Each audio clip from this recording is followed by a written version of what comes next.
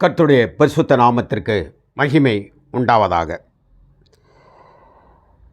மத்தேயு சுவிசேஷம் 16 சில வசனங்கள் வாசிக்கிறேன். 24 இருந்து. அப்பொழுது இயேசு தம்முடைய சீசர்களை நோக்கி, ஒருவன் என்னை பின்பற்றி வர விரும்பினால் அவன் தன்னைத்தான் வெறுத்து தன் சிலுவையை எடுத்துக்கொண்டு என்னை பின்பற்ற கடவன். தன் ஜீவனை ரட்சிக்க விரும்புகிறவன் அதை இழந்து போவான்.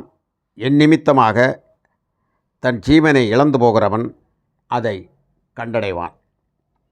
மனுஷன் உலகம் முழுவதையும் ஆதாயப்படுத்தி கொண்டாலும் தன் ஜீவனை நஷ்டப்படுத்தினால் அவனுக்கு என்ன லாபம்? மனுஷன் தவன் ஜீவனுக்கு ஈடாக எண்ணத்தை கொடுப்பான். மனுஷகுமாரன் தம்முடைய பிதாவின் மகிமை பொருந்தியவராய் தம்முடைய தூதரோடு கூட வருவார். அப்பொழுது அவனவன் கிரியைக்கு தக்கதாக அவனவனுக்கு பலன் அளிப்பார். கிறிஸ்துக்குள் அன்பானவர்களே, மனுஷன் தன் ஜீவனுக்கு ஈடாக எண்ணத்தை அவன் கொடுப்பான் என்று சொல்லப்பட்டது. ஒன்றுமே கொடுக்க முடியாது. என் ஜீவன் நித்திய ஜீவனுக்குள் பிரவேசிப்பதற்காக, நீடித்து மகிழ்ச்சியாக வாழ்வதற்காக என்னால் எதையும் நான் கொடுக்க முடியாது. என்னிடத்தில் எந்த பொருளும் இல்லை அதற்கேற்ற பலனை கொடுப்பதற்கு. இதை மனதில் வைத்துக்கொள்ள வேண்டும். என்னுடைய பணம், என்னுடைய பொருள், என்னுடைய பேச்சு, என்னுடைய பிரசங்கம், என்னுடைய ஊழியம், என்னுடைய தான தர்மங்கள், என்னுடைய படிப்பு, உங்களுடைய பட்டம், உங்களுடைய பதவி, உங்களுடைய பொருள் அனைத்தும் உங்கள் ஜீவனுக்கு ஈடாக ஒன்றையும் கொடுக்க முடியாது என்பதை நீங்கள் மனதில் வைத்து கொள்ள வேண்டும். அதனால்தான் மனிதன் உலகம் முழுவதையும் ஆதாயப்படுத்தி கொண்டாலும் தன் ஜீவனை நஷ்டப்படுத்தினால் அவனுக்கு என்ன லாபம் இருக்கிறது என்று சொல்லுகிறார். உலகம் முழுவதுமே ஆதாயப்படுத்தி கொண்டாலும் அலெக்சாண்டர் உலகம் முழுவதையும் பிடித்தார்.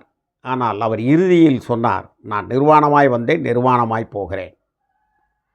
இந்த அலெக்சாண்டர் எல்லாத்தையும் பிடித்தாலும் கூட அலெக்சாண்டர் வைத்திருந்ததான மருத்துவங்கள், அலெக்சாண்டர் நம்பிக்கொண்டிருந்ததான தெய்வங்கள், அலெக்சாண்டருடைய வல்லமைகள், அலெக்சாண்டருடைய பராக்கிரமங்கள், இவைகள் எதினாலும் அவனுடைய ஜீவனை காப்பாற்ற முடியவில்லை. இந்த ஜீவன் என்பது உயிரை மாத்திரம் சொல்லிவிட முடியாது. இந்த உயிர் போகிற பொழுது ஒரு நித்திய உண்டான ஒரு மனிதன் இருக்கிறார்.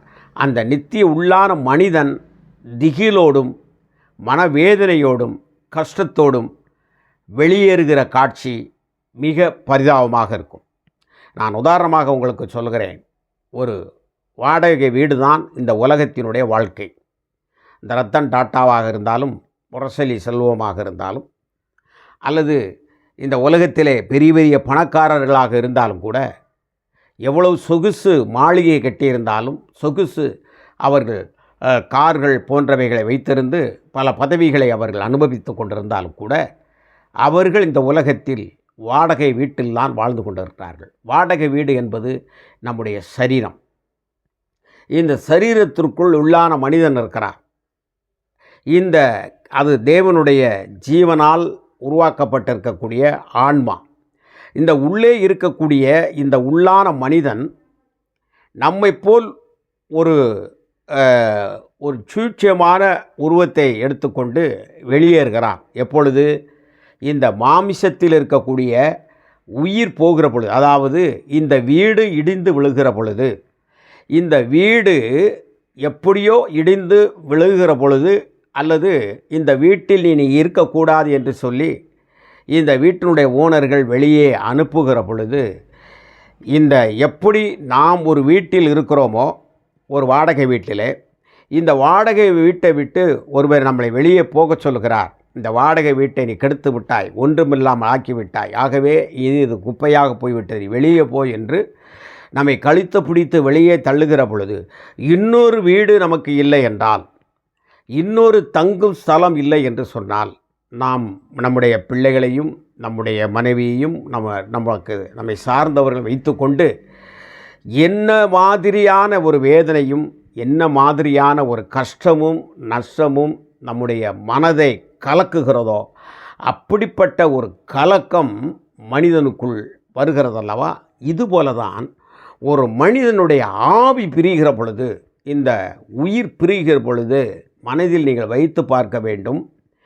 நீங்கள் எப்படிப்பட்டவர்களாக இந்த சரீரத்திலே வாழ்ந்து கொண்டு இருக்கிற பொழுது, இந்த ஜீவன் போகிற பொழுது இந்த ஆன்மா இன்னொரு இடத்திலே குடிபுகுந்து அந்த ஆன்மா இன்னொரு இடத்திலே மகிழ்ச்சியாக நித்தியமாக சந்தோஷத்துக்குள் குடி ஏறுகிறதான ஒரு வாய்ப்பை நாம் உண்டு பண்ணி வைத்திருக்கிறோமா என்பதை மிக ஞானமாக நீங்கள் யோசித்து பார்க்க வேண்டும். இல்லை என்றால் இந்த ஆன்மா அப்படி இன்னொரு இடத்தில் ஒரு தகுதியான இடத்திலே, அது சரியான பொருத்தமான இடத்திலே போகாமல் போயிருந்தால் ஒன்று தெரிந்து கொள்ளுங்கள், இது வெளியேறுகிற பொழுது, நாம் உயிரை விடுகிற பொழுது நல்லா தெரிந்து கொள்ளுங்கள், இந்த ஆன்மா இந்த வாடகை என்கின்ற கூட்டை, இந்த சரீரம் என்கின்ற கூட்டை விட்டு வெளியே வருகிற பொழுது அது பரிதவிக்கக்கூடிய பரிதாபம் இருக்கிறது பாருங்கள். ஒரு தண்ணிக்குள்ளே ஒரு மனுஷனை முக்கி வச்சுட்டு அவன் திடீர்னு எப்படி வியாகுலப்படுகிறானோ அதுபோல் ஒரு பரிதாபத்துக்குரிய நிலை வருமாகவே உலகம் முழுவதும் நீ ஆதாயப்படுத்தி கொண்டாலும் உன்னுடைய ஜீவனை நஷ்டப்படுத்தி விடாதே. தொடர்ந்து இதனுடைய செய்திகளை நான் உங்களுக்கு தருகிறேன். கர்த்தர் நல்லவர்.